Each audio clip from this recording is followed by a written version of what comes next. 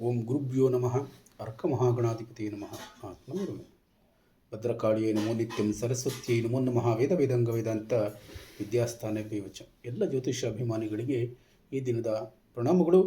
ಈ ದಿನ ಧನಸ್ಸು ರಾಶಿಯವರ ದಿನ ಭವಿಷ್ಯವನ್ನು ನೋಡೋಣ.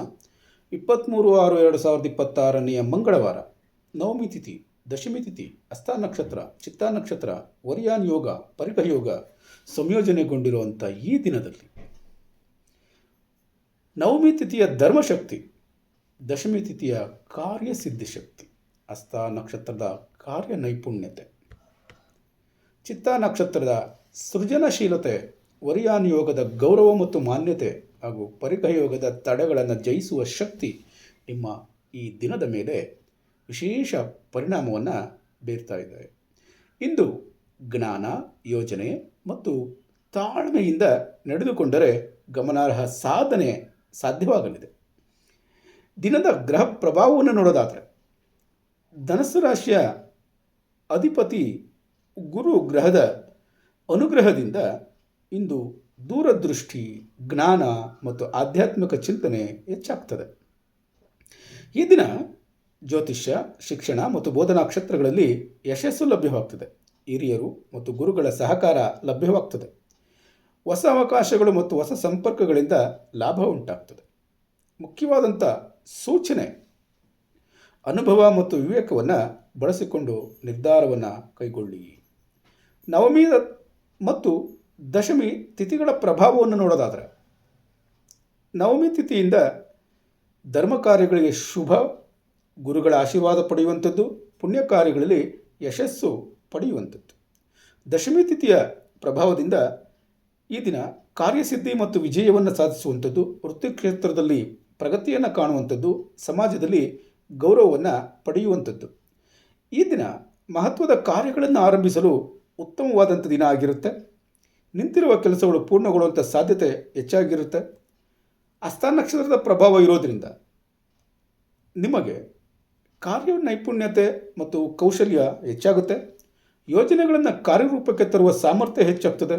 ಜ್ಞಾನವನ್ನು ಪ್ರಾಯೋಗಿಕವಾಗಿ ಬಳಸುವ ಶಕ್ತಿ ಈ ದಿನ ನಿಮ್ಮಲ್ಲಿ ಇರ್ತದೆ ಎನ್ನುವಂಥದ್ದನ್ನು ತಿಳ್ಕೊಂಡೆ.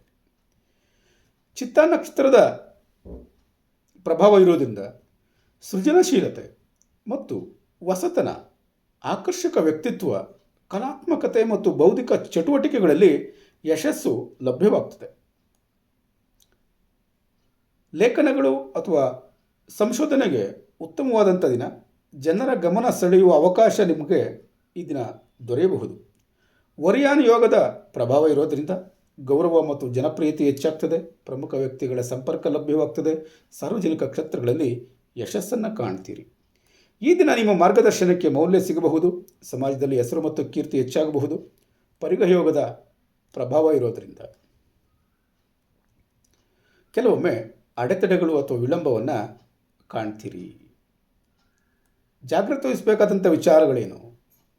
ಆತುರದ ನಿರ್ಧಾರಗಳನ್ನು ತೆಗೆದುಕೊಳ್ಳೋದಕ್ಕೆ ಹೋಗಬಾರ್ದು. ಇತರರ ಮಾತುಗಳಿಂದ ಮನಸ್ಸು ವಿಚಲಿತಗೊಳ್ಳದಿರಿ.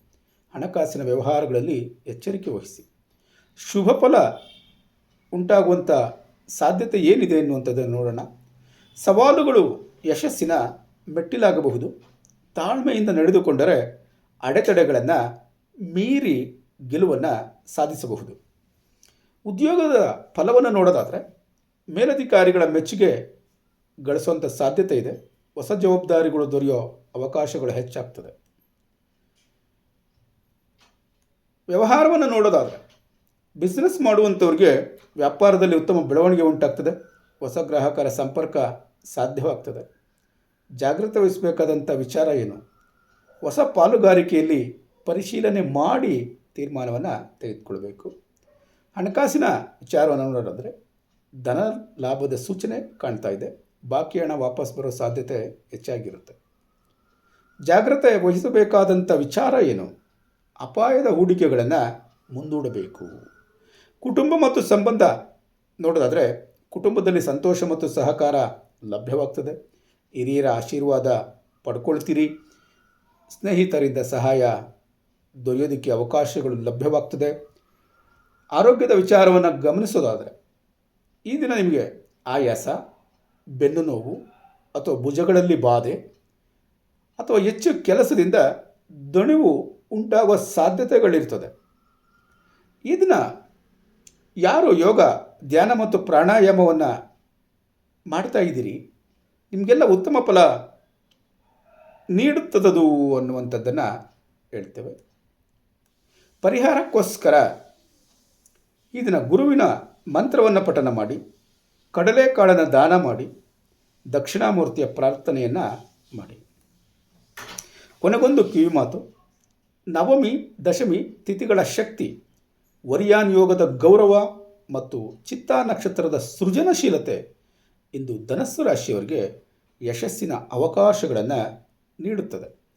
ಪರಿಗಯೋಗದಿಂದ ಸಣ್ಣ ಅಡೆತಡೆಗಳು ಬಂದರೂ ತಾಳ್ಮೆ ಮತ್ತು ಗುರುಕೃಪೆಯಿಂದ ಅವುಗಳನ್ನು ಜಯಿಸಿ ಪ್ರಗತಿಯನ್ನು ಸಾಧಿಸುವಿರಿ. ಈ ದಿನ ಭವಿಷ್ಯ ನಿಮಗೆ ಉಪಯೋಗವಾಗಿದ್ದರೆ ತಪ್ಪದ ಚಾನಲನ್ನು ಸಬ್ಸ್ಕ್ರೈಬ್ ಮಾಡಿಕೊಳ್ಳಿ. ನಾಳೆಯ ದಿನ ಭವಿಷ್ಯಕ್ಕಾಗಿ ಮತ್ತೆ ಭೇಟಿಯಾಗೋಣ. ಧನ್ಯವಾದಗಳು.